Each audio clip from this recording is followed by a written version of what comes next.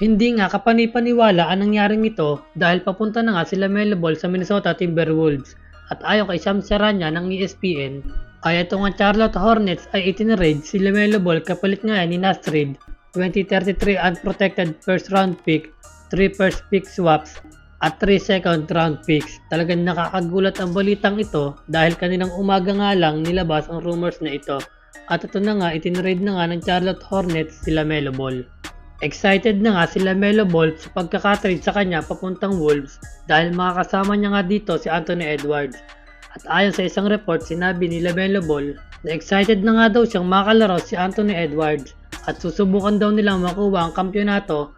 Ganun nga kalaki ang kumpiyansa ni Melo Ball dahil makakasama nga niya ang isa sa best player ng NBA. Hindi nga inaasahan ni Nasrid ang trade na ito dahil ilang araw pa lang na matrade si Julius Randle at siya nga ang inaasang papalit sa pagiging starting 5 ng Wolves, ngunit pati nga siya ay tinrade ng Wolves. Hindi nga naging fit si Karl Anthony Towns at Julius Randle para kay Anthony Edwards at ilang beses nga silang nalaglag sa playoffs. At ngayon nga susubok naman sila sa isang magaling na playmaking, creativity at inaasahang makakatulong nga sila Melo Ball kay Anthony Edwards para makarating sa West Finals at makapaglaro sa NBA Finals. Sigurado namang matutuwa sa Anthony Edwards sa nangyaring ito dahil may makakatulong na nga siya sa paggawa ng opensa, pati na din sa paggawa ng magandang play.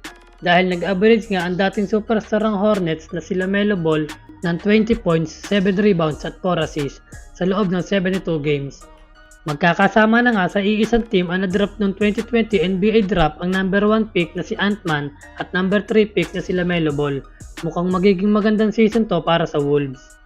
At narito ang posibleng maging starting lineup ng Minnesota Timberwolves para sa next season.